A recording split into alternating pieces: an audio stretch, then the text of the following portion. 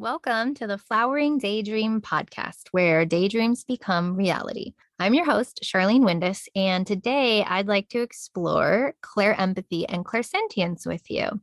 I had a client come to me who found out for the first time that they can have these additional emotional, sensitive skills, intuitive skills. And while we were having this conversation about our physical senses and our intuitive senses and how we can actually harness and manage these additional senses that we have to live a more balanced and aligned, life, not feeling like you're absorbing everyone else's emotions and feelings 24/7. It inspired me to come on here and make an episode about it so that we could all learn about it together. Everyone is born with an intuition and intuitive senses, psychic senses, whatever you want to call them. Everyone has the birthright of being intuitive. And when you figure out if you have an intuitive sense or skill that's a little bit heightened or more than some of the other ones, and if they're affecting your life in a negative way, then maybe don't even realize that you have access to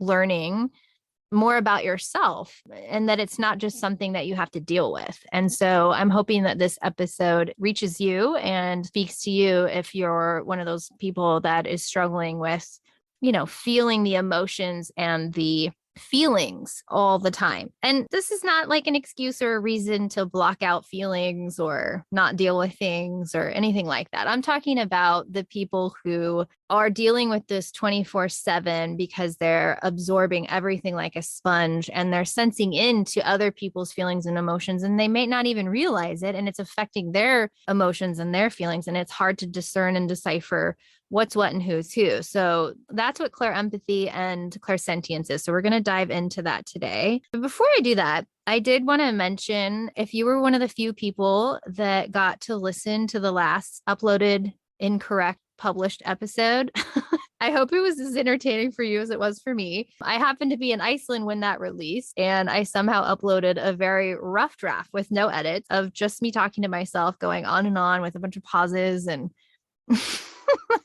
talking back to myself. Anyway, I pulled it down as soon as I noticed it, but it took 48 hours for Apple to pull it down. And anyone who was subscribed, it automatically already downloaded. So it wouldn't update to the new, I put the right one, the correct one in, and it wouldn't fix it. So you have to delete the app and then re-upload the app to get the correct episode that was meant to be published. So anyway, the last episode was on Reiki and energy body and finding spirituality. So if you didn't get the correct episode, just reload the app and it should update to the edited version. And maybe it already has through Apple. All the other platforms, it corrected immediately. But it just shows you how much goes into an episode for me in terms of moving around sentences, taking things out, adding things in, making lots of edits, and yeah. So when I was in Iceland, one of my daydreams was becoming a reality by going to Iceland. And I usually listen to the first few minutes of an episode just to make sure everything's good. And I started listening there and I was like, oh no. It's not a big deal. It was pretty funny. But if you're one of those people that listen to it, the correct episode is uploaded now. One of my daydreams became a reality and I got to go to Iceland. I haven't traveled out of the country or anywhere really in 17 years. So it was really exciting that we got to go to Mexico this year, but also Iceland was really one of my big daydreams that became a reality. So it was the most magical fairy tale land with the most majestic waterfalls around every corner and the most sacred waters and hot springs almost everywhere. It was so magnificent that I felt the need to drop and pray almost everywhere we went. Yeah, it was really amazing. But I missed our last release date here. So I missed an episode publishing because the day after I got back from Iceland, I tested positive for COVID and it was rough. It hit my asthma pretty hard. And to be honest, I wasn't sure if I was going to make it out of there. I had to go to urgent care on day 4, the evening of day 3. And I really just had body aches and a headache, really no other cold symptoms or anything. I just had a positive test and I felt really weird and off. And then all of a sudden on that day 3, I couldn't breathe. So I went to urgent care. I could still breathe. It was just my asthma was starting to flare up and I could feel it. So I got there and they gave me a lot of medications and to help combat everything. And the doctor there mentioned that I was there just in the nick of time to kind of catch it from turning into pneumonia. But the next day, the next evening, so 24 hours later, I had to go to the ER because I really couldn't breathe. So it felt like somebody was sitting on my chest and my back. I could only take a half of a breath in. And I was in the ER for several hours and I got some tests done and some oxygen and everything kind of stabilized. And so I went back home, but I felt like I didn't want to leave. Like I couldn't breathe even when they released me, but I guess I could breathe enough for them to release me. So I went home and I spent 5 days kind of in that zone, just not being able to breathe very well. So I like crawled to the bathroom. I mean, it was like intense, and I was isolating from my family for 10 days and I already hadn't seen them for 10 days because I was in Iceland. So that was tough on my young kiddo. And then it took like 10 more days from that to even feel functional. And now I'm feeling pretty much like myself. I have a little asthmatic like leftovers. I still have a little bit of weird brain fog or whatever you want to call it, but I think I'm on the mend pretty good now. So anyway, that's why I missed a publishing episode there. And I have a lot to say, that happened spiritually and energetically during that process that I might share like in another episode. But anyhow, I'm back. I'm here, and it feels like a rebirth and a chance to really reevaluate my priorities and my life and, just adjust. And every time I have anything like this happen, feels like a near-death experience. I just want like a simpler life. I come out of it just wanting to reduce, simplify, and connect more with nature and presence and things like that. So that is what came out of that. Anyhow, I have a really exciting creative project. I've been waiting almost 2 years to get off the ground, and it's finally engaged, everything lined up divinely. So I'm going to be focusing on that for a while as I attempt to complete it by the end of the year. And so I'll let you know more about that as it unfolds. But because of that creative project and my COVID reevaluation, life reevaluation, I'm not really sure what my publishing frequency is going to be until the end of the year. So I'm going to try to get on here as much as I can. I'm offering this podcast to you as a spiritual resource, a free resource, so that we can all learn together and expand and grow together. And so I will get on here as often as I can, but there will definitely be some breaks in publishing as I complete that project. So before we head into the episode, if you haven't listened to the episode that we did a while back on Clairvoyance, season 1, episode 3, you might want to go listen to that first, as this is building upon that episode. Clairvoyance being the ability to have inner vision or additional vision into the energetic layers of seeing. So this would be premonitions, seeing colors, seeing spirit, things like that. So today we're going to head into Clairempathy and Clairsentience, which is the ability to sense energy through emotion and sense energy physically. So as we expand our intuitive senses on this topic, go ahead and do a little energy clearing on yourself and set your space for expanding. Some options for energy clearing can be working with smoke, spray, or sound, or you can simply lie on the earth and ask the earth to cleanse and clear you of anything that is not the highest good. You can stand in the sunlight and ask the sun to cleanse you. You can stand in the rain and ask the rain to cleanse you. You have so many options within nature. You can work with energy sprays. I have one in my shop called Energy Clearing Spray. You can make your own, pretty easy. You can also work with just opening the windows and inviting that sunlight to come in, or the wind, the air element. There are so many options for you to work with for clearing your energy, clearing your space. And it's really just letting your energy know that you're shifting into a different space. So you want to kind of let go of the day, put aside your thoughts and feelings and anything else that's happening, and just be able to be really present and move all of that aside while you are in the episode. So it's just a way to do that. And there's just so much happening all the time, and we're so connected in our modern times. So do something that feels good to you. And let's dive in.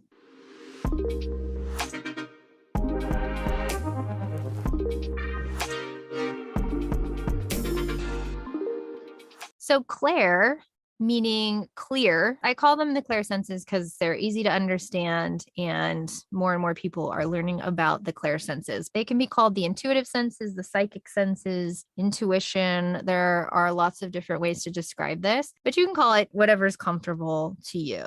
And we can all access these psychic senses, these intuitive senses or Clair senses. Everyone has the ability to do that. It's your birthright. It's just like anything else. The more you learn and grow and practice, the better you are at it. So it's like a muscle. It's like a muscle that you're training. So some of us are naturally already inclined with one or more of these intuitive senses kind of cranked on or cranked up. Some can be passed down the family line, ancestrally, familially, through past lives, or other circumstances can turn these senses on, like accidents or head injuries or emotional or psychological trauma and near-death experiences. So there's a lot of ways that these can be kind of cranked up or turned on. And in today's episode, we're going to focus on clairempathy and clairsentience. So clairempathy is clear emotional feeling, sensing the emotions of others and sensing emotion. And clairsentience is clear physical feeling, and you can physically feel it. So if you've been feeling like an emotional wreck your whole life, but it's also a helpful energetic reading tool that you can actually choose to engage in or not, and it can be harnessed and controlled to be beneficial for you and not harmful and not take over your life. So this is often expressed as being near a person, place and having a range of feelings.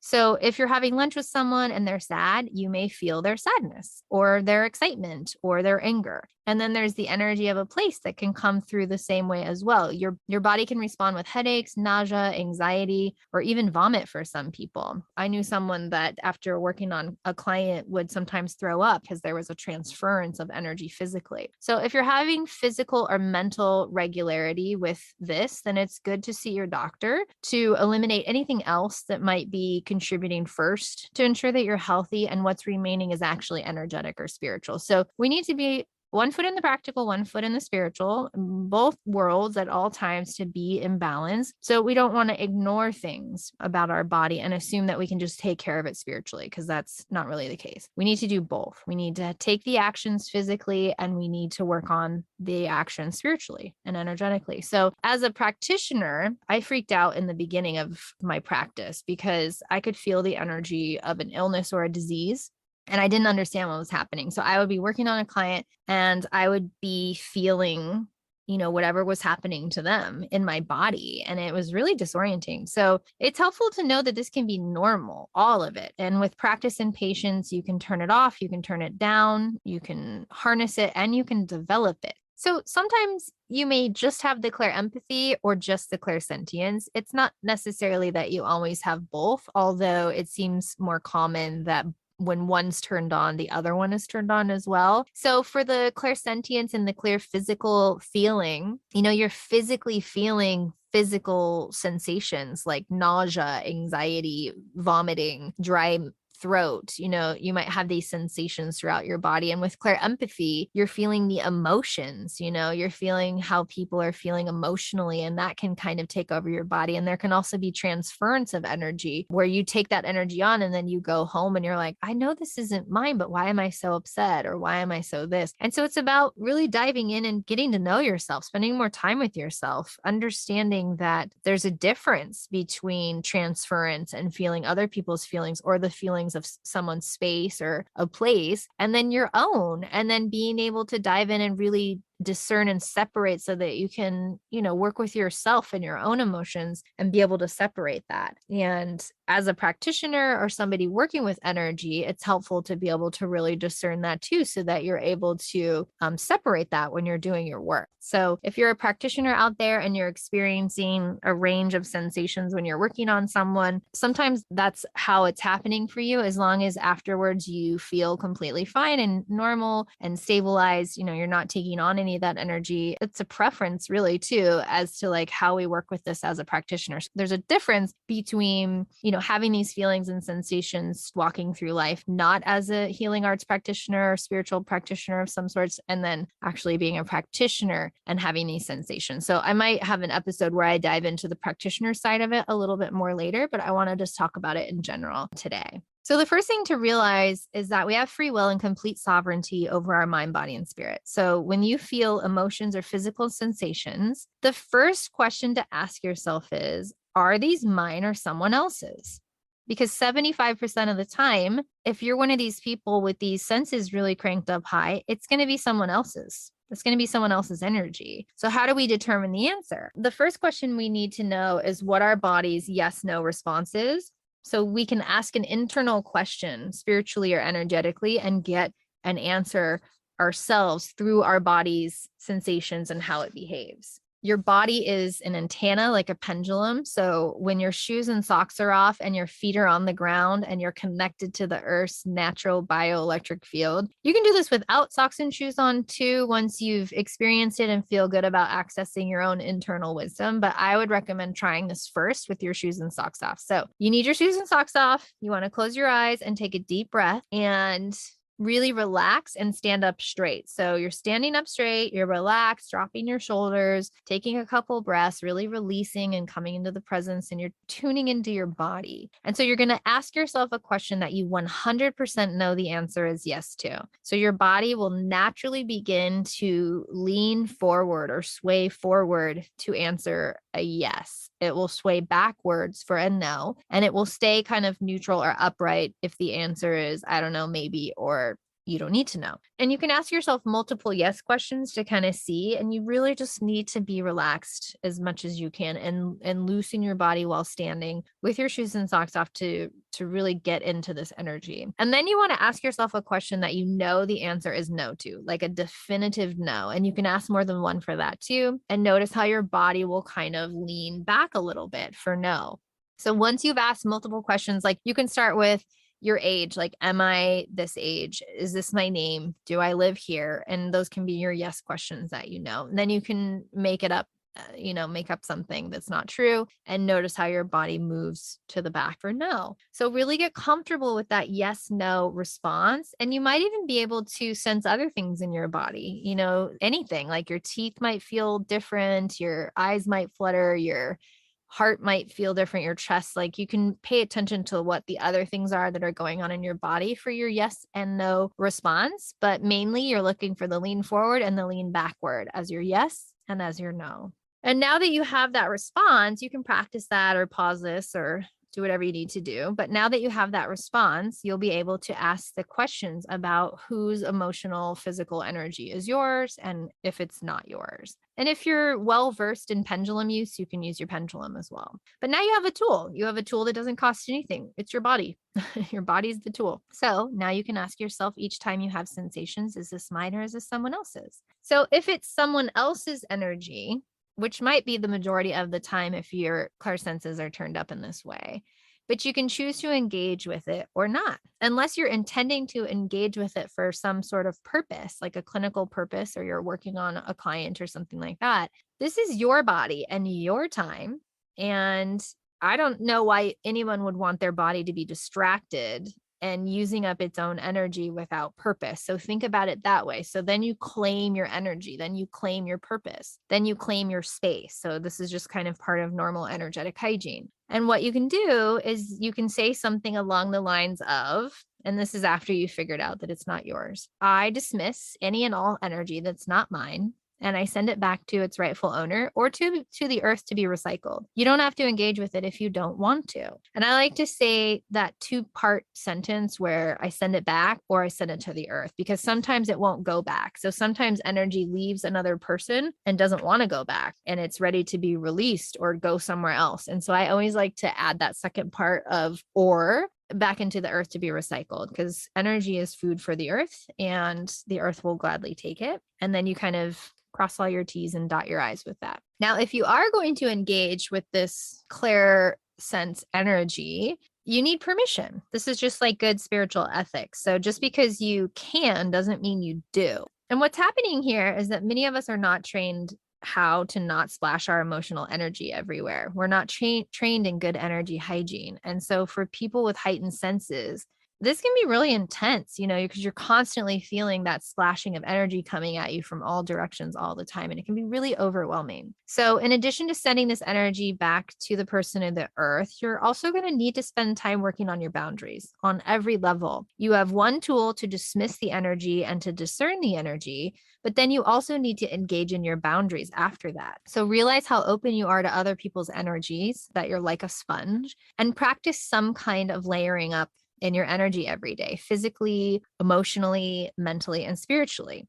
This can be done through visualization, imagination, intention, and action. And there are 1,000 ways or more to do this. It's a very creative spiritual process. It's going to be unique for each of you. So, for example, I like to work with Black obsidian, which is known for protection and shielding psychically. And you can put a tiny little piece in your pocket and you can invite the spiritual energy of Black obsidian to shield you from anything that's not the highest good.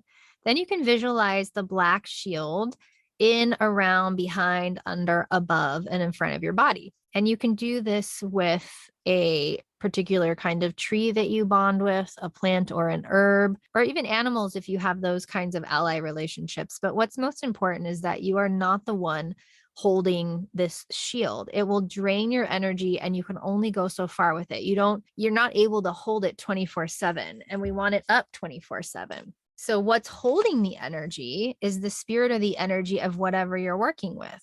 So whatever you're working with, whether it's Black obsidian or a tree or an herb or an animal, you need to have reverence and respect and honor and permission. So you're going to ask, will you protect me? Will you shield me? Will you work with me? Is this good medicine for us to work together? You're going to have rapport and reverence. You can pray, you can sing, you can provide a poem, you can provide an offering, but it's a back and forth relationship with whatever it is that is holding that shield for you.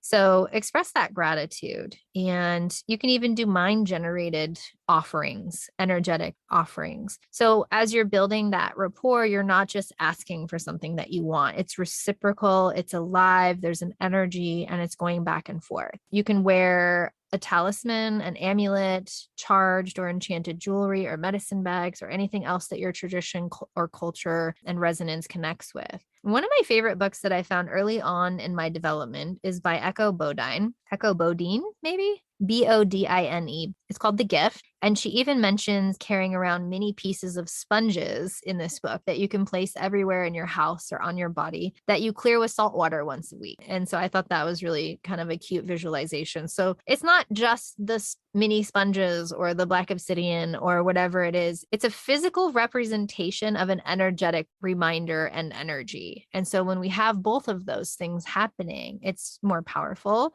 for you to be reminded, to have something that reminds you to engage in this practice. And so for me, anything that I do that's a physical ritual or practice reminds and facilitates me to engage in my non-physical energy. So do what works for you. You can try a couple of different things out. But we can also practice good energy hygiene. So at the beginning and ending of each day, you can cleanse yourself in your space, open a window, take a ritual bath or shower, work with an energy spray, clap your hands, use bells, chimes, whatever you want to work with. One of my favorite things to use for this is just to use a rock, to ask a rock outside to pull everything from me that I'm ready to release or that's no longer serving me, and put it back outside to go back to the earth. And so again, you're asking permission. You're saying, will you work with me? Will you help me? And again, these things just facilitate your cleansing processes. And I can feel immediately better when I'm holding on to this rock and I'm asking for this rock to help draw out of my mind and my body and my spirit anything that is not mine, anything that I'm ready to release,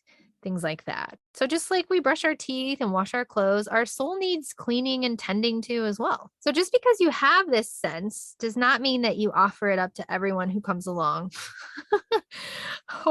I mean, you can if you want to, but it can get really tiring. So if you work as a massage therapist, esthetician, energy healer, or whatever, you can allow this skill to come through your sessions within the parameter and the boundaries that you desire. It doesn't have to run your life. You are in charge, and you can easily discern whose energy it is and dismiss it, practice shielding, practice energy hygiene, practice really good boundaries, and harness this. You can also just dismiss these energies by just saying, no, thank you. I dismiss this energy, turn it over to the sun, to the moon, to a nearby rock or tree. You can attach a light switch to this energy. You can zip yourself up, or you can find another method. You don't want to allow yourself to be consumed by this energy. So balance is key. And if we spend too much time in emotional, mental, spiritual, or physical then things become out of balance. We need equal time in all of those categories where we're focusing on that in our life in some way. And a lot of those cross over into one task or one thing that we're doing, and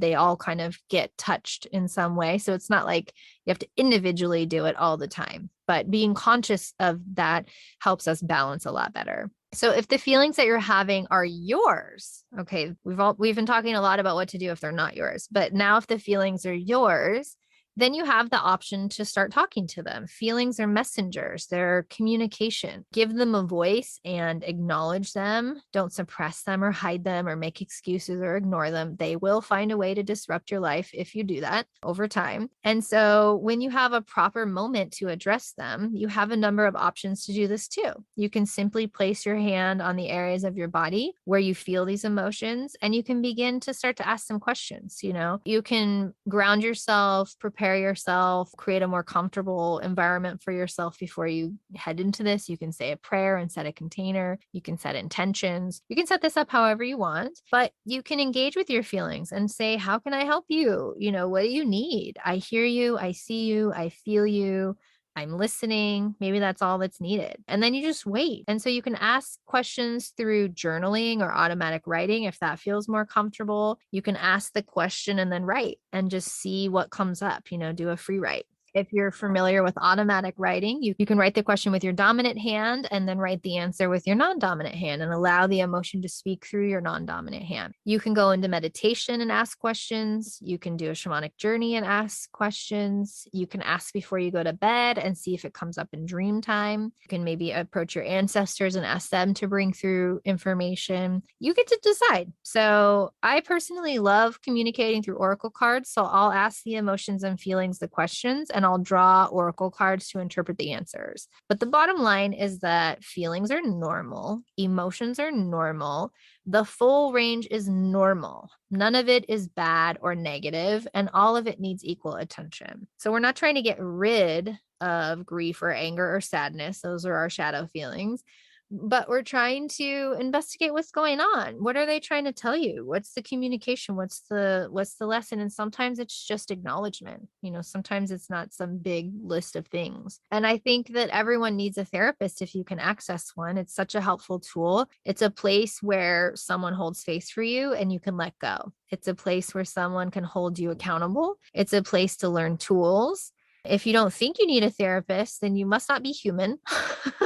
Everyone can work on something, whether it's a behavior, a pattern, or a cycle, or simply, just healing work on childhood. And even if there's nothing to work on necessarily, it's the space holding, the simply sharing space with someone who's holding that space for you and knowing that you're held in confidence. It's just a really great way to allow your energy to expand and to be held, for an hour, however long your session is. I personally enjoy a therapist who's also trained in spiritual healing of some sorts, because I can't go in talking about the things I do in my work, with someone who doesn't have a background a little bit in that. So I prefer that, but it's a bit like dating, and you just kind of have to try until you find the right fit. So if accessibility or finances are an issue for you here, there are a lot of sliding scale options, group therapy options available at a much lower rate, and apps that offer therapy a much, lower than in-office costs. So check with your primary care physician to ask for resources for low costs.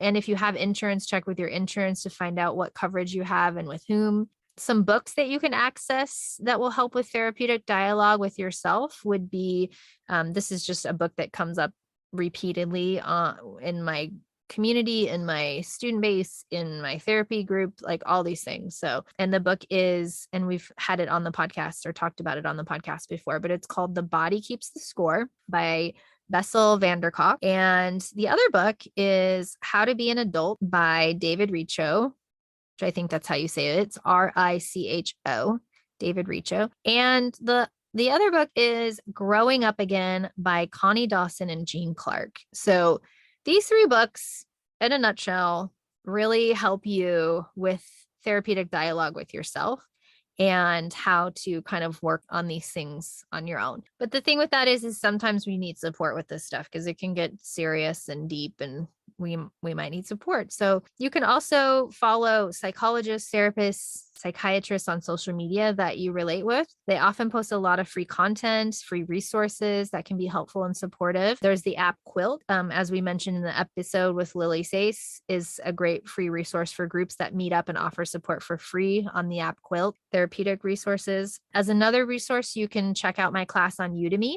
Introduction to the Clair Senses, which generally runs on sale for around $15. And that's why I'm on Udemy. I put classes on Udemy so that I can help balance spiritual inequality and offer classes at a much lower rate. And if you cannot afford this, due to financial resources, if you can't afford $15 for that class, you can reach out to me at contact@charlenewindus.com and I will send you a free coupon. So all you have to do is tell me that you listened to this episode and you'd like a coupon for the class Introduction to the Clair Senses on Udemy. Just let me know, send me your email, I'll send it over. You can also check out my website, charlenewindus.com, to purchase energy sprays. I have an amazing energy clearing spray that works really great with energy hygiene practices. I have a blossoming joy spray to raise your vibration. I have a sacred meadow sleep spray and a divine guardian protection spray. And these were designed to be special and to be worked with in ritual, in altar practices, and in energy hygiene practices. And I have a couple of other things too. I have a heart essential oil roller, divine guardian protection essential oil roller,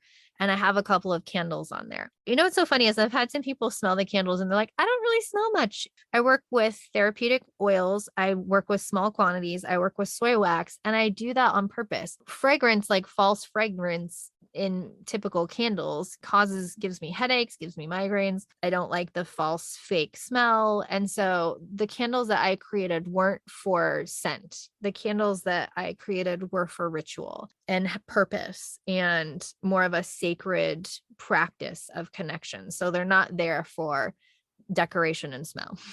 So if that tells you anything about the rest of the products, they were all created with that in mind. And so these are not high producing, high quantity. This is all made in small batches. It's made to order. The only thing that I make ahead are the candles. So everything is made to order, and it's meant to be used with intention, with sacred space, and with ritual. So those are there for anyone to enjoy at charlenewindus.com.